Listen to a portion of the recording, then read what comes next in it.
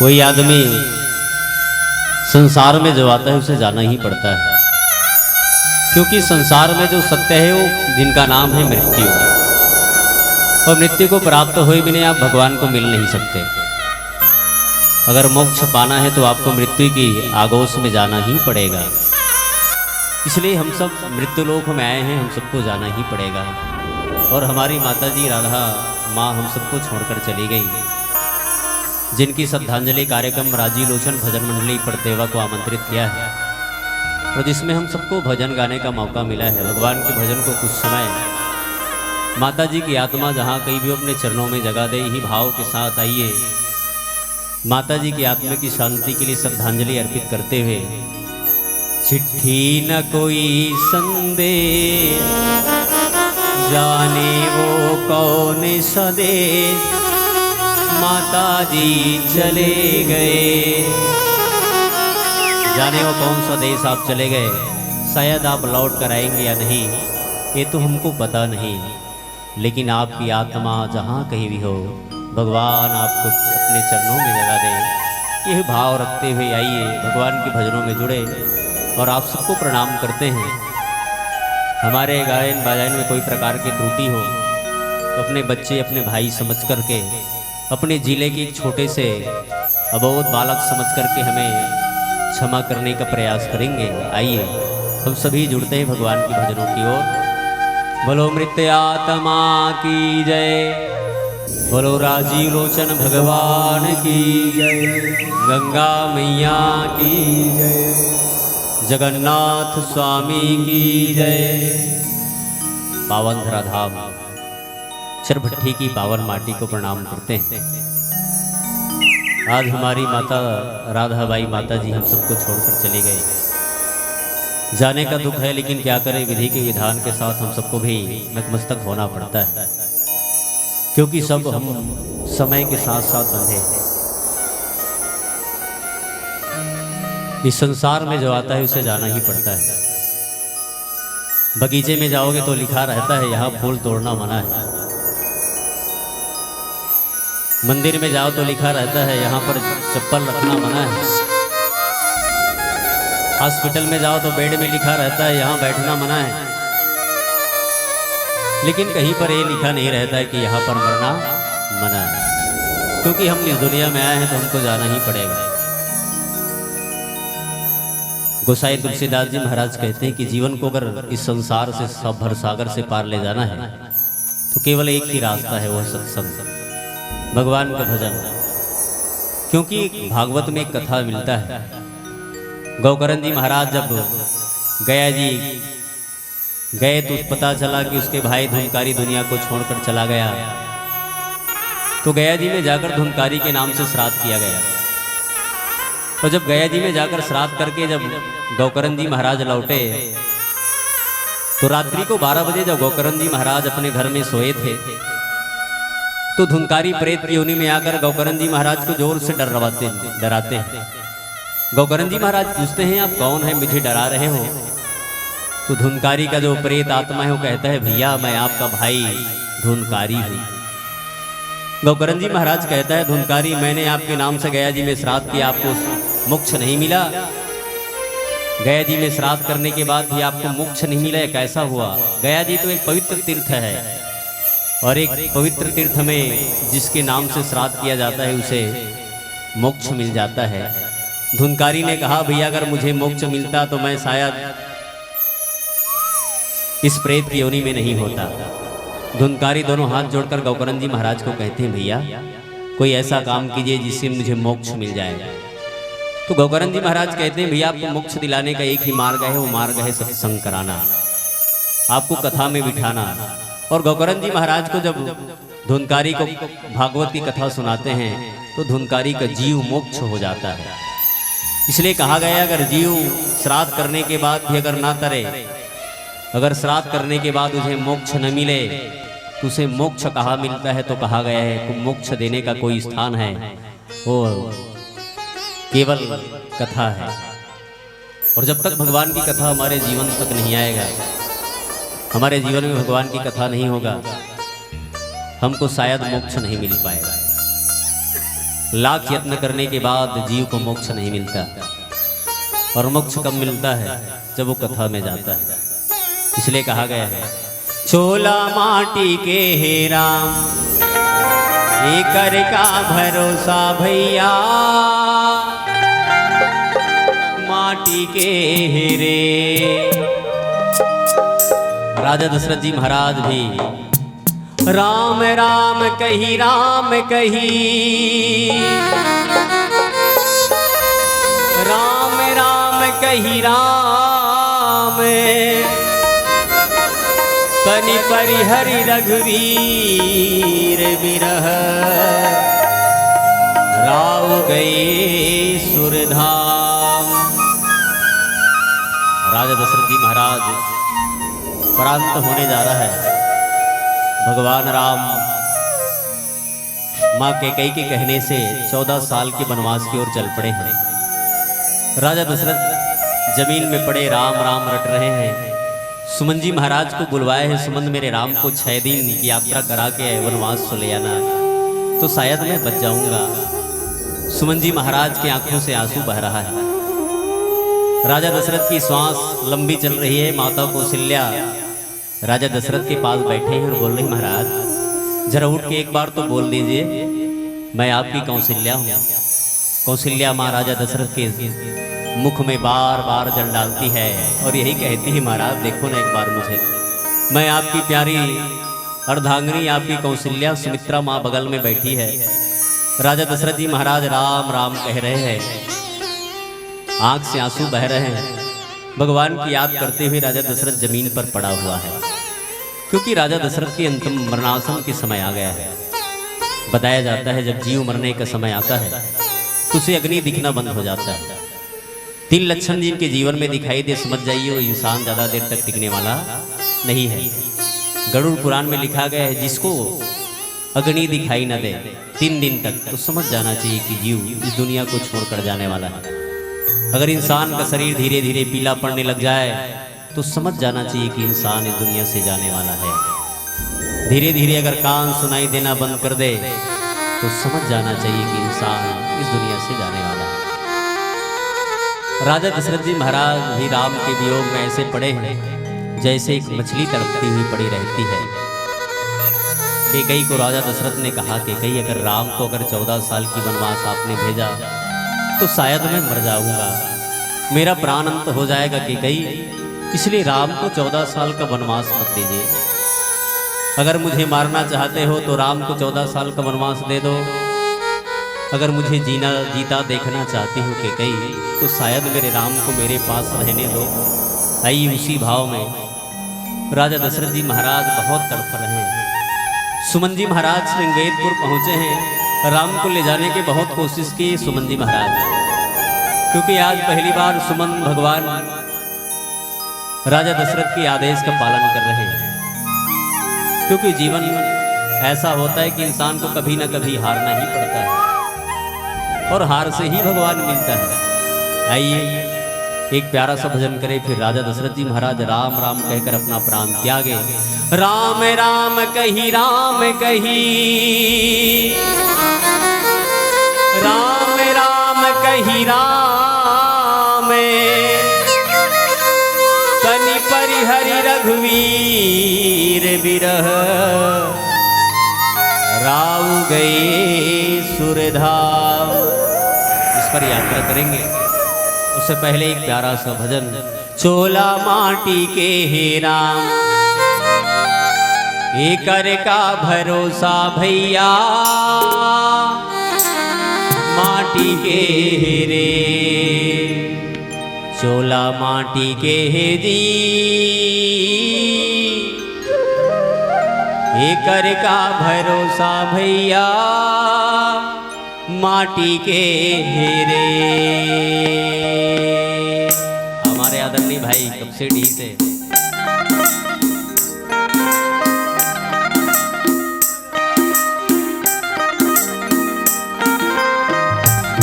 चलिए हमारे भाई की ओर से कपसेडी से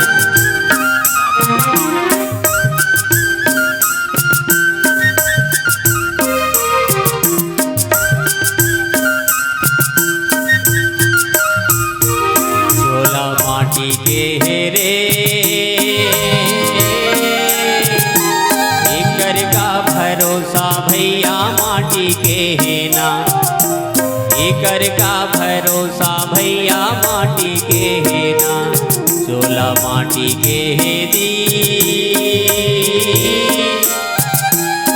कर का भरोसा भैया माटी के है ना, कर का भरोसा भैया माटी के है ना।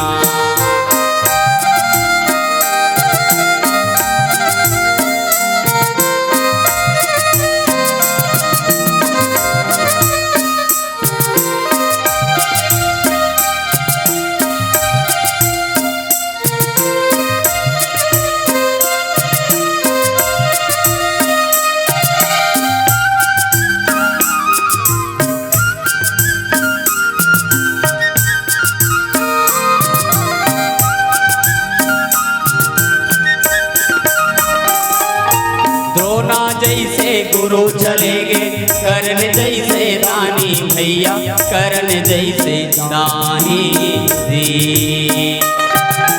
द्रोणा जैसे गुरु चले गए करण जैसे दानी भैया, करण जैसे दानी दी। बाली जैसे वीर चले गए रावण कसी अभिमानी, चोला माटी के है ना। कर का भरोसा भैया माटी के है ना, चोला माटी के है रे। कर का भरोसा भैया माटी के है ना, कर का भरोसा भैया माटी के है ना।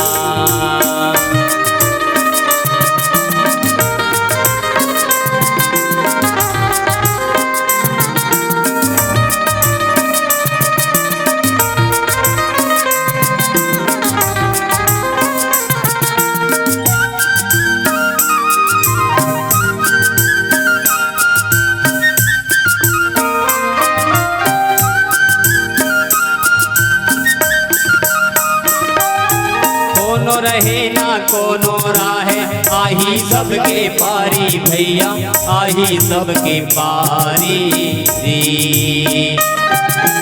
कोनो रहे ना कोनो राहे, आही सबके पारी भैया, आही सबके पारी दी। मेरा माए हमको जाना ही पड़ेगा। कोई कहते इसमें अभिमान करता है, लेकिन याद रखना जीवन में कभी अभिमान नहीं करना चाहिए। न किसी को देखकर हंसना नहीं चाहिए। लोग किसी को देखकर हंसते हैं बहुत गरीब है, या किसी को देखकर हंसता है कि बहुत रोगी है। पता नहीं आपके ऊपर क्या होने वाला है। समय कब इंसान को कहाँ ले जाकर खड़ा कर देता है, इसका कोई पता नहीं होता। कब राजा रंग और रंग कब राजा बन जाए, इसका कोई ठिकाना नहीं है। इसलिए कहा गया है कोनो रहे ना कोनो रहे, आही सबके पारी भैया, आही सबके पारी दी। कोनो रहे ना कोनो रहे, आही सबके पारी भैया, आही सबके पारी दी। काल कोनोला छोड़े नहीं राजा रंग भिखारी, चोला माटी के है ना। कर का भरोसा भैया माटी के है ना, चोला माटी के है रे। कर का भरोसा भैया माटी के है ना, कर का भरोसा भैया माटी के है ना।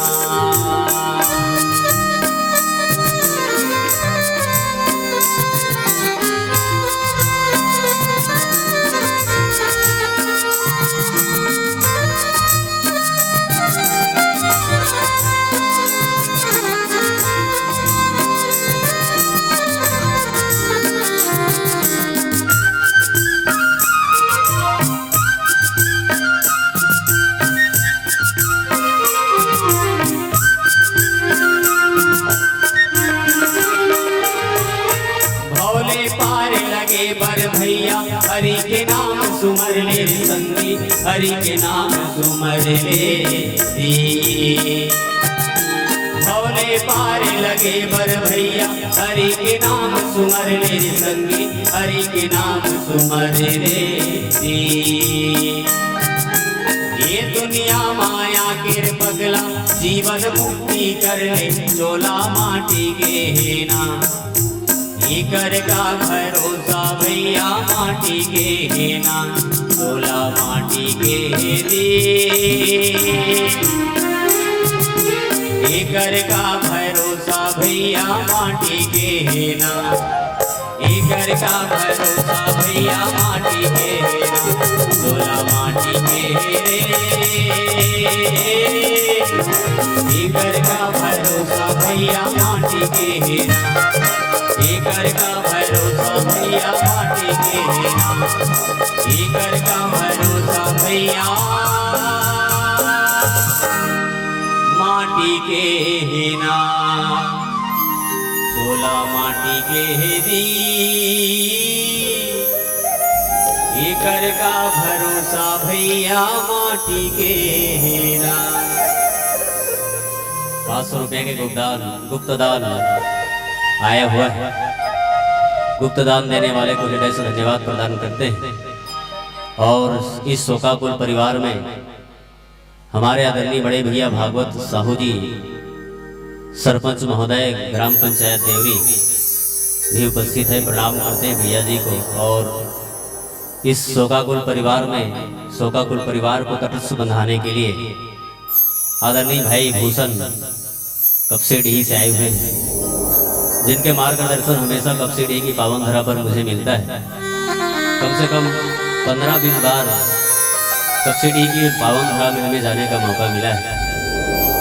और जब भी राम कथा की यात्रा होता है निश्चित रूप से कपसेडी में साल में 3 बार जाने का मौका मिलता है। ऐसे पावन धरा से आए भाई भूषण जी को और आदरणीय भैया और बैठे थी कर उनके नाम नहीं जानो मैं, गलत मत समझू, बोलो सिया और रामचंद्र की जय। हमारे बहुत सरल स्वभाव के धनी भाई भागवत बड़े भैया बैठे हैं, क्योंकि जीवन बहुत अनमोल है।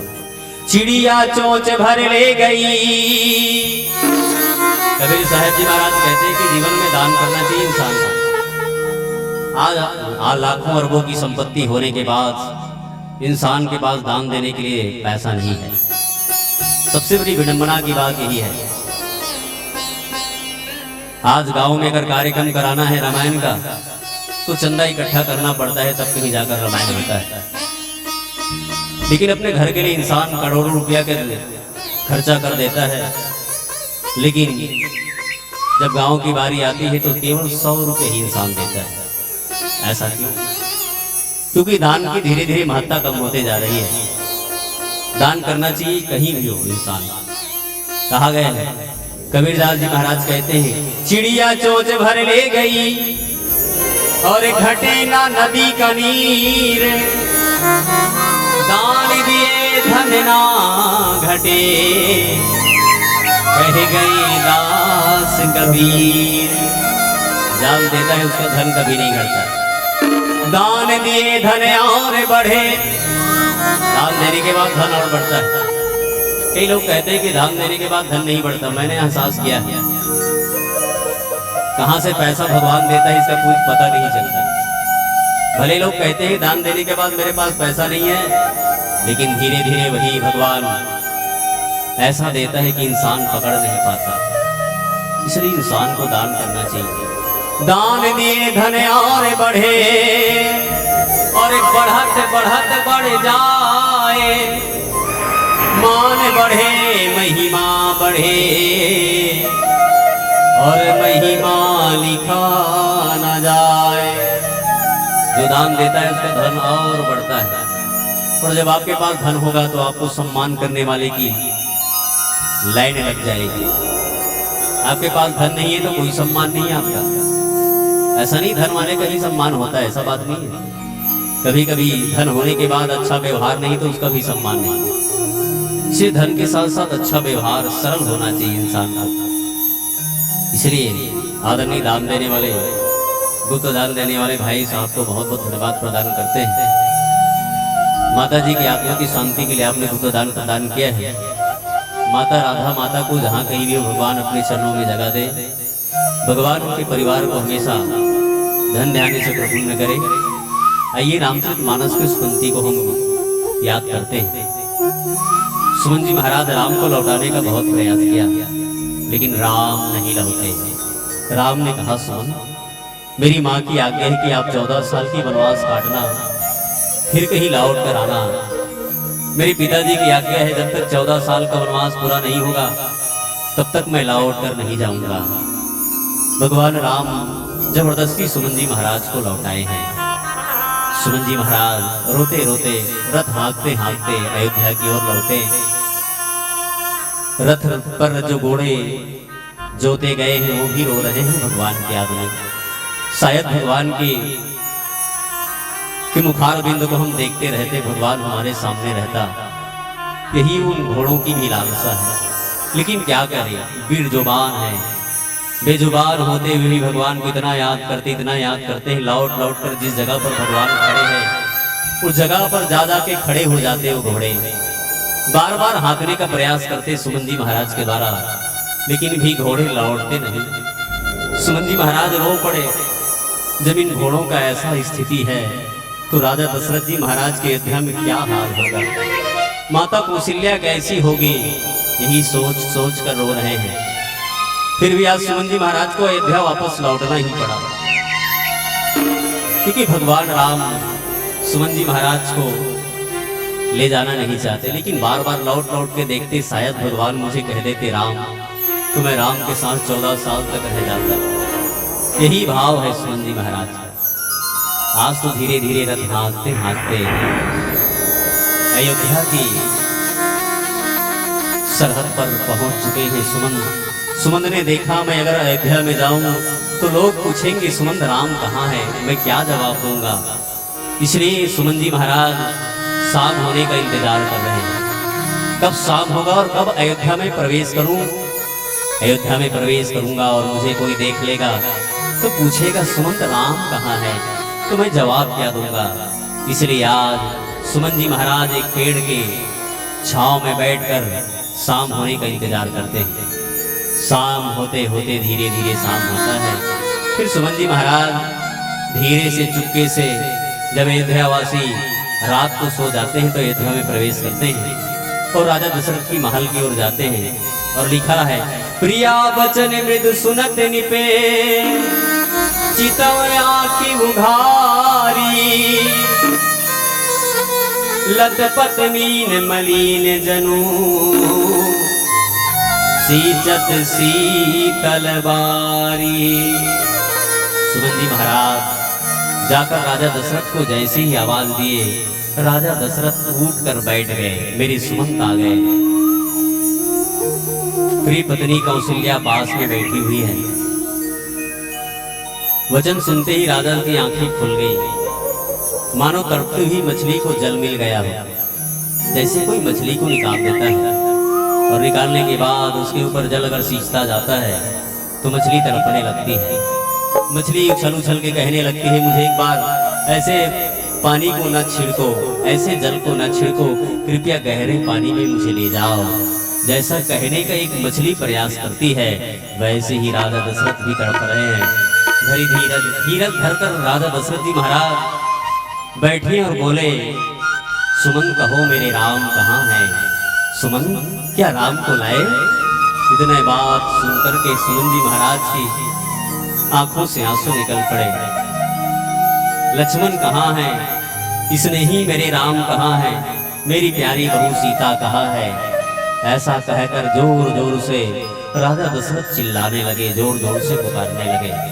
क्योंकि जीवन ऐसा है, जिनको लोग ज्यादा चाहते हैं उनके ऊपर ज्यादा स्नेह रखते हैं, और कोई भगवान को चाहे ऐसा हो ही नहीं। आज के युग में ऐसा भगवान को चाहने वाला बहुत कम मिलेगा। राजा दशरथ जी महाराज राम को प्राणों से भी ज्यादा प्रेम करते थे और कहने लगे, राजा व्याकुल होकर बहुत प्रकार से विलाप करने लगे, रोने लगे। सुमन सुमन बताओ मेरे राम कहाँ है। सुमन तो आज बेजुबान की तरह खड़े हुए हैं। सुमन जी बोल रहे हैं, राजा दशरथ जी महाराज को क्या जवाब दूं। राजा दशरथ को मैं बोलूंगा मैं कि राम को नहीं लाए तो आज राजा दशरथ टूट पड़ेगा, राजा दशरथ की हृदय छिल्ली छिल्ली हो जाएगा। आज पहली बार राजा दशरथ के सामने मैं खाली हाथ लौटा हूँ। शायद मेरी जिंदगी का एक ऐसा पल मैंने देखा है कि भगवान राजा दशरथ जी महाराज जो आज्ञा करते थे उसको मैं पूरा किया करता था, लेकिन आज राजा दशरथ की बातों को मैं शायद पूरा कर नहीं पाया। सुमंत जी महाराज के आंखों से आंसू आ रहे हैं, लेकिन कहना ही पड़ेगा, क्योंकि जीवन सत्य को कोई छुपा नहीं सकता। सत्य हमेशा धीरे धीरे आप जितने भी छुपाओ सामने आ ही जाता है। इसलिए कहा गया है इतिहास माता कौशल्या बहुत रो रही है। सुमन जी महाराज को देख देख कर मां सुमित्रा रो रही है। सुमन जी महाराज भी बहुत रो पड़े राजा दशरथ को। और जब राम नहीं आए हैं, जैसे राम नहीं आए हैं राजा दशरथ सुने, तो 6 बार राम कहकर राजा दशरथ ने अपना प्राण त्यागा है।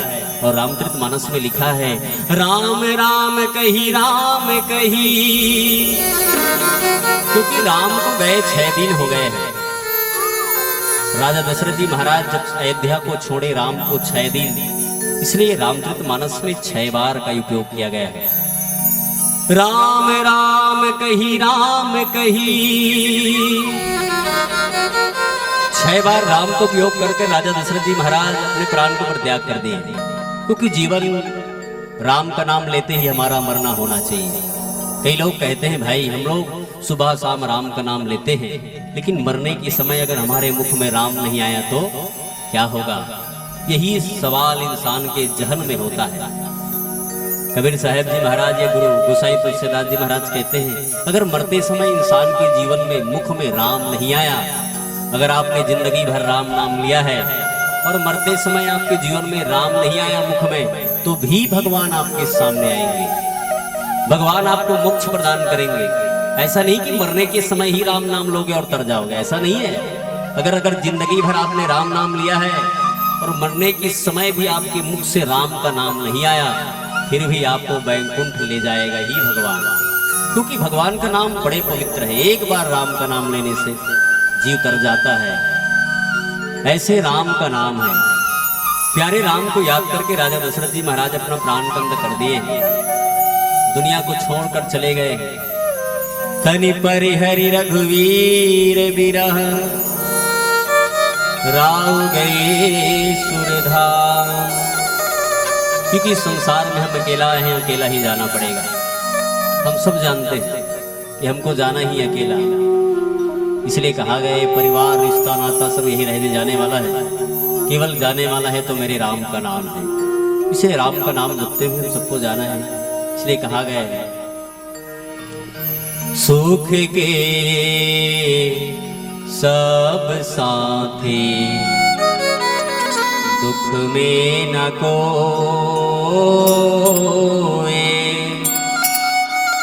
मेरे राम तेरा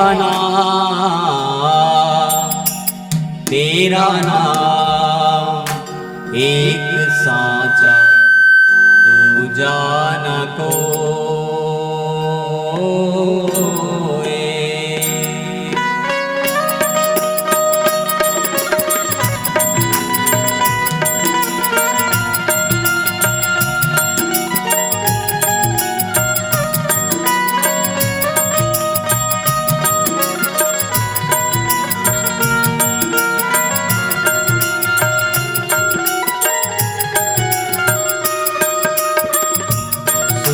के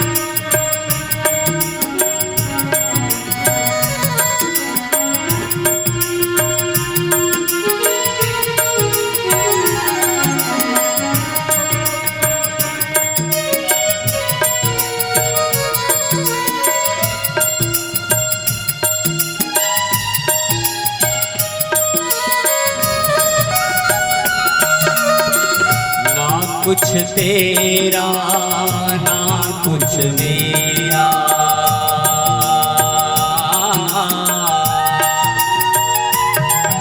ना कुछ तेरा है ना कुछ मेरा है।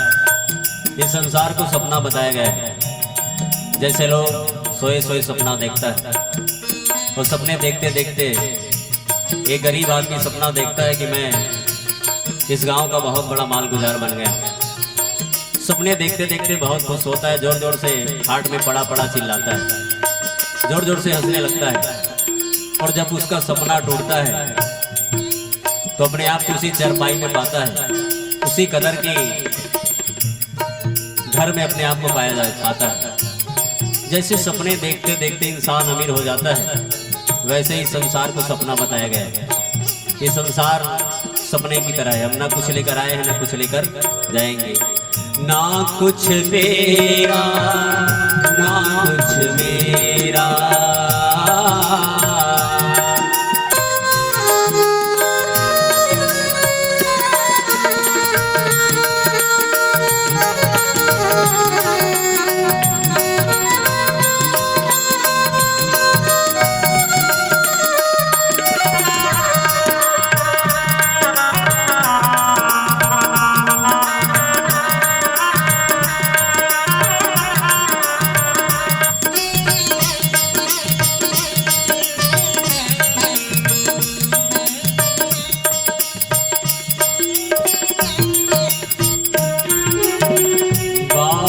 की तो माटी फाके,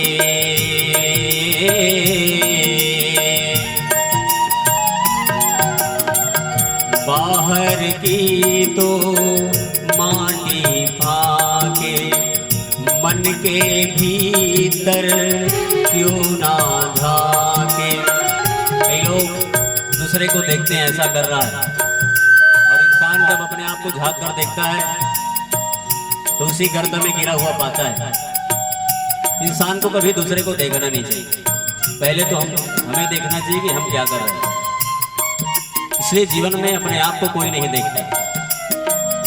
इंसान जब अपना खुद गलती करता है तो उसको एहसास नहीं होता, और दूसरे गलती करता है तो इंसान उसको पूरने का प्रयास किया जाता है। इसलिए कहा गया है, सबरी को भी भगवान राम कहता है जठा लाभ तथा संतोषा। सबरी 8वां भक्ति में भगवान राम कहते सबरी जितना मिला है उतनी में संतोष होना चाहिए, और दूसरे के दोष नहीं देखना चाहिए इंसान को। इसलिए इंसान कहा गया है, कबीरदास जी महाराज कहते हैं कि अपने दोष बुरन देखन में चला बुरा न मिलियो कोई।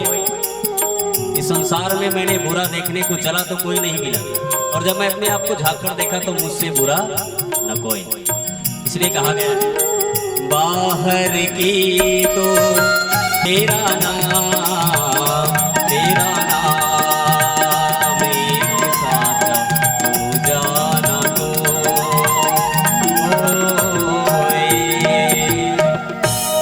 बोलो मृत्यात्मा माता जी की जय।